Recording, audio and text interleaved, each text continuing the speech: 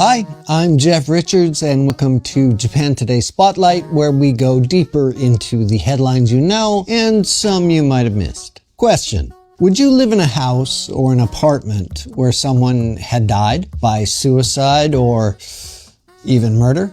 In Japan, these are called jiko-buken, stigmatized properties, and they often rent or sell for 30 to 50% less than market value, and there are plenty of them available. Many Japanese avoid them for cultural reasons or superstitious reasons, believing they're haunted or bring bad luck. So, real estate agents often struggle to find tenants or buyers. And under Japanese law, if someone has died at a property, that information must be disclosed. In this week's edition of Japan Today Spotlight, we look at Japan's ghostliest real estate problem and the cultural and legal issues behind it. The term jiko-buken is usually referred to in English as accident or stigmatized property, where something unfortunate occurred. It's not just homes where murders or suicides occurred.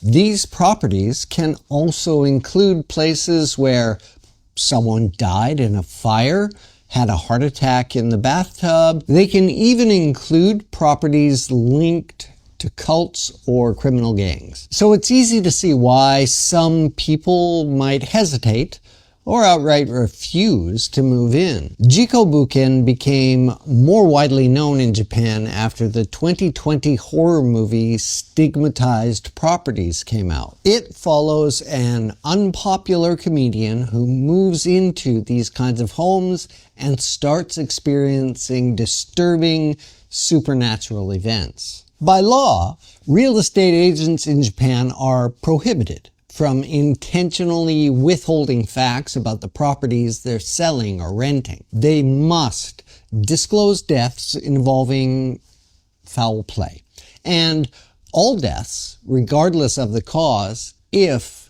tenants ask. Now, that's the key point there. Only if tenants ask. There's also a website called Oshimaland, run by Teru Oshima, that provides crowdsourced information on stigmatized properties across Japan. It was launched about 15 years ago. The site features an interactive map dotted with fire icons. Click on one of these icons and it reveals what happened at that location, along with comments from users who may have lived there or heard rumors. It currently lists around 50,000 properties, so I got to assume there's a lot of rumors. That doesn't mean there's an epidemic of hauntings or murders. One big reason is Japan's aging population. More elderly people are dying alone at home. And yes,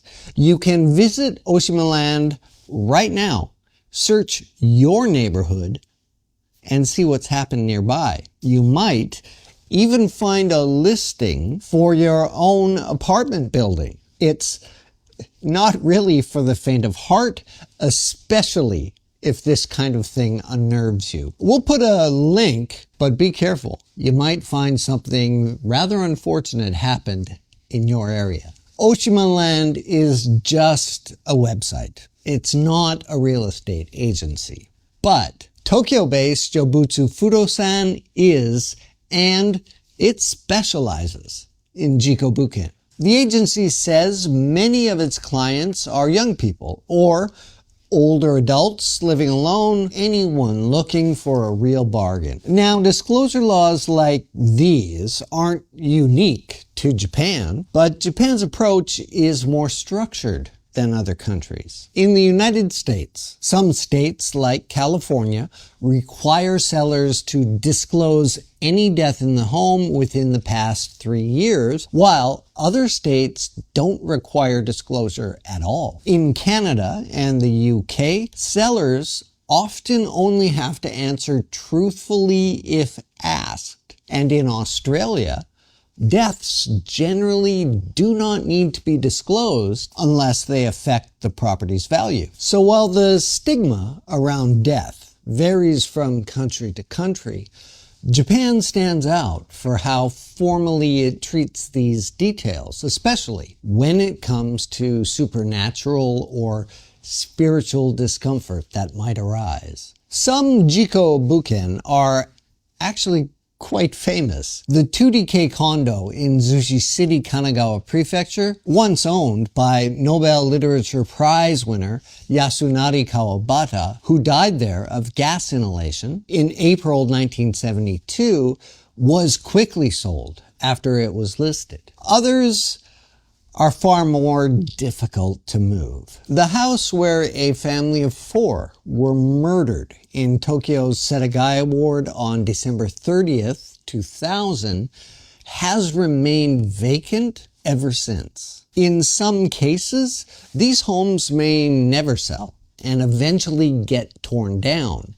In unsolved murder cases, relatives of the victims often don't want the home put up for sale or rent until the killer is caught. Perhaps this stems from a spiritual belief that the victim can't cross over to the other side until justice is done. If you do decide that a jiko-buken is right for you, don't worry about seeing bloodstains or physical signs of what actually happened there. Real estate agencies hire specialist cleanup companies, and they do a pretty good job. Your biggest concern will likely be your imagination. One company, Kachimore, which launched 3 years ago, even offers what they call ghost investigation services for prospective tenants and buyers. They bring in video cameras, thermal sensors, an electromagnetic field meter, air pressure gauge, thermometer, and IC recorder to take hourly readings. If they detect no paranormal activity, they give the property a green light. If you're surprised by a rent in Tokyo or elsewhere in Japan that seems too good to be true, remember, they're required to tell you the history, but only if you ask. And one more thing.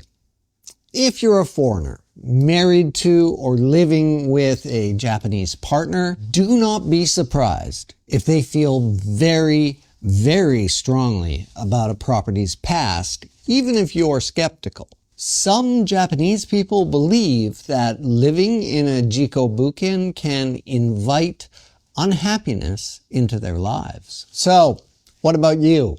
Have you ever lived in one of these properties? If you did anything strange happen, or did your mind start playing tricks on you? Let us know in the comments. Thanks for watching Japan Today Spotlight, and from the Japan Today newsroom here in Tokyo, I'm Jeff Richards. See me next time.